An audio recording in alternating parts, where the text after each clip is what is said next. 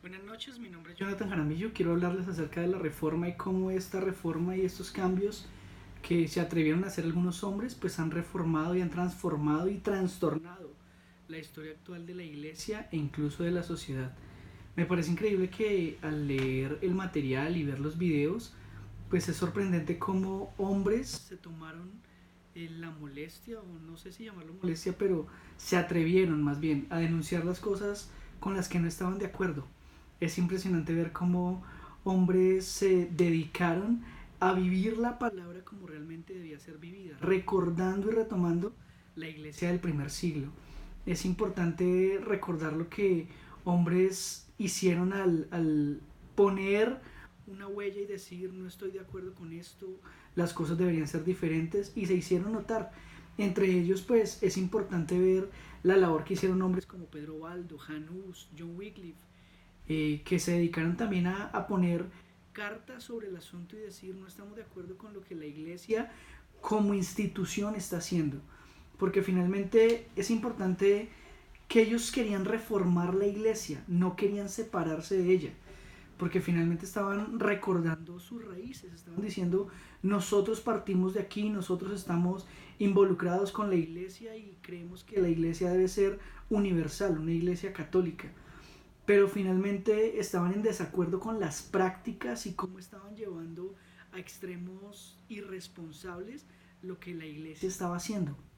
Entonces me parece determinante recordar trabajo como el de John Wycliffe al tratar de traducir la Biblia y que otros también conocieran. Wycliffe se considera uno de los teólogos más importantes y se dice que se reconoce como de los últimos escolásticos, de los últimos que estaban siendo parte de la escuela tradicional y de llevar la palabra como una base fundamental de la crianza y del levantar de las personas para su época. Wycliffe enseñaba al respecto de la iglesia que es la totalidad de sus elegidos, y eso me parece importantísimo porque la iglesia se empezó a ver solamente como el templo, como el lugar donde se reunían. Y si bien es cierto que a eso hace referencia, pero la iglesia somos todos. Y eso viene desde reformadores previos, los precursores de la reforma, los que iniciaron este proceso. Pero definitivamente el momento base, el momento cumbre, que marca un antes y un después en la historia, tiene que ser el 31 de octubre de 1517, cuando Martín Lutero, a causa de lo que estaba sucediendo con la venta de indulgencias y que la iglesia quería no hacerse responsable de la vida de los creyentes, sino más bien tomar,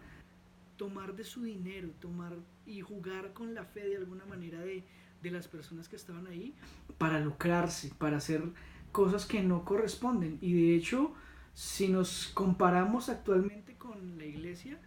vemos que hoy iglesias se jactan de hacer pactos, de decirle a la gente que en la medida de su ofrenda va a ser su milagro, en la medida de su pacto va a ser el poder de Dios para liberar bendiciones sobre su vida y cosas como esas que hoy por hoy también se están viviendo incluso dentro de la iglesia protestante. Entonces pues Martín Lutero estaba en total desacuerdo con esta situación y dijo no aguanto más, y el plasmar esas 95 tesis, esas cosas que él decía no estoy de acuerdo con ellas, pues él presentó y reveló el inconformismo que tenía con el tema de las indulgencias sobre todo, y con decir también que el Papa no era la autoridad suprema, que no se podía endiosar al Papa en algún sentido. Y él estaba en total desacuerdo con eso. Entonces, pues, aunque sí es cierto que se reconocía una autoridad sobre los obispos y sobre las personas que estaban por encima de ellos oficialmente, pero no creían que tenían toda la autoridad del caso y que podían ponerse en la condición de decir yo tengo todas las respuestas, porque no era así. Lutero hizo la aclaración del entendimiento de la gracia, eso me parece importantísimo, porque él definió eso en algo que mundialmente se conoce como las cinco solas: sola escritura, solo Cristo, solo gracia, solo fe, solo Dios y gloria.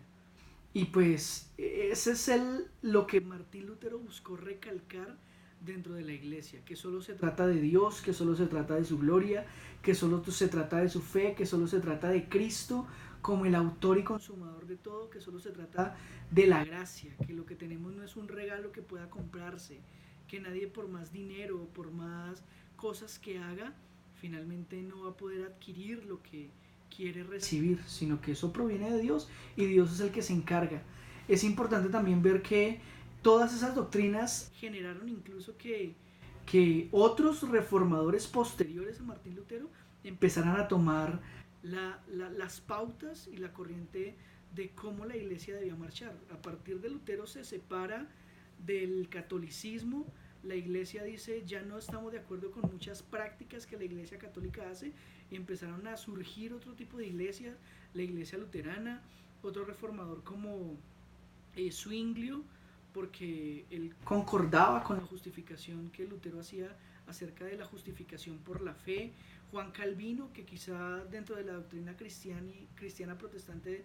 de hoy por hoy es de los más importantes, pues porque Juan Calvino señala que todo se trata de la obra de Dios en la vida, que no se trata de nosotros. Juan Calvino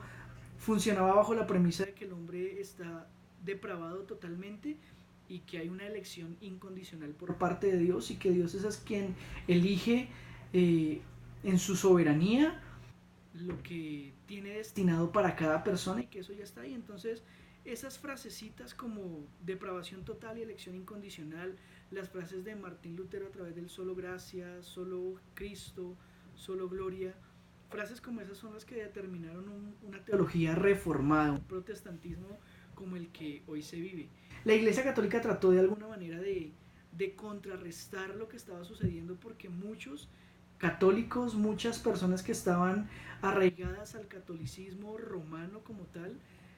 como institución, empezaron a decir, oiga, no debe ser de esta manera, yo también quiero entender la palabra, yo también quiero comprender lo que dicen las escrituras. Y entonces pues se empezó a extender, no solamente estaba Alemania, Suiza, las reformas hacia Inglaterra, sino que se extendió por toda Europa. Entonces la iglesia romana católica tuvo que hacer una contrarreforma, tratar de no permitir que se dividiera la iglesia de esa manera. Entonces la iglesia católica se desarrolló de tres maneras: una reforma institucional de la doctrina, de lo que hacían, de cómo se enseñaba; una recuperación del terreno que estaban perdiendo a causa de la extensión del protestantismo, y cómo ellos de alguna manera buscaron reiniciar las misiones para conquistar nuevamente creyentes a la fe católica. De ahí parte el Concilio de Trento. El Concilio de Trento fue esa reunión en donde dijeron, venga, tenemos que hacer estas reformas para que la Iglesia Católica se mantenga vigente y además no se nos vaya tanta gente a creer otras cosas que están enseñando. Y pues una de las cosas fuertes que ellos dijeron, sí, los sacramentos son importantes dentro de la Iglesia Católica, 7 sacramentos. Y pues finalmente ellos decidieron que dentro del Concilio de Trento se dejara demarcado un futuro para la Iglesia Católica, y eso fue lo que dijeron. Ellos hablaban al respecto de cómo la Iglesia tenía el poder y la autoridad sobre el clero, sobre los que creían, sobre el resto de gente. Entonces ahí se marcó una contrarreforma y de alguna manera contrarrestaron lo que la Iglesia protestante estaban. La Iglesia protestante, me parece que lo más importante que leí en el material es cuando dice: todos los reformadores protestantes enfatizaban la justificación por la fe, la autoridad única de las escrituras y el sacerdocio de todos los creyentes. Y eso es una verdad que comprendemos y que a la luz de la palabra vemos como algo que marca un destino para todos los creyentes, que somos salvos por gracia, justificados solamente a través de la fe, que la Biblia, la palabra de Dios, es la única con toda la autoridad del caso. Ella es útil para enseñar, para redarguir, para corregir, y pues que todos nosotros somos un linaje escogido por Dios para también ser sacerdotes y llevar y extender su palabra. Estábamos en planeación distrital en estos días con los pastores en la iglesia, y también hablamos un poco de historia y de cómo la iglesia en Colombia surgió y empezó a darse a conocer la verdad de Dios en medio de nuestra Colombia. Y yo me ponía a pensar, hablando acerca de la reforma, ¿somos solamente contadores de historias, vividores de la historia, o vamos a ser escritores de la historia? Y pues quiero que con eso nos quedemos todos pensando que nosotros como iglesia del hoy tenemos también la responsabilidad de seguir escribiendo historia, de seguir reformando conductas y prácticas que incluso dentro de la iglesia protestante se han querido inmiscuir y han querido dañar lo que Dios ha dejado plasmado en su palabra. Seamos bibliocéntricos, seamos cristocéntricos y llevemos todo a la luz de las escrituras para confrontarlo y hacer que lo que ahí está escrito se cumpla, porque lo que Dios dice, Él lo cumple. Él no es hombre para mentir, ni hijo de hombre para arrepentirse, y lo que Él dijo lo hará. Yo estoy convencido que también lo que dice Filipenses 1:6 es real. El Dios que comenzó la buena obra en nosotros la va a perfeccionar. Y la iglesia está en el momento, me parece que en uno de los momentos para extender el evangelio de la mejor manera, porque hay persecución, hay muchas cosas que se han venido contra la iglesia, pero esos momentos también marcaron destino para nosotros, y creo que también tenemos que protestar en contra de lo que está mal y decir que solamente en Dios está la respuesta, solamente en su palabra está la respuesta, y que no hay otra manera de llegar sino a través de Cristo a conocer el amor verdadero. Gracias, Dios los bendiga.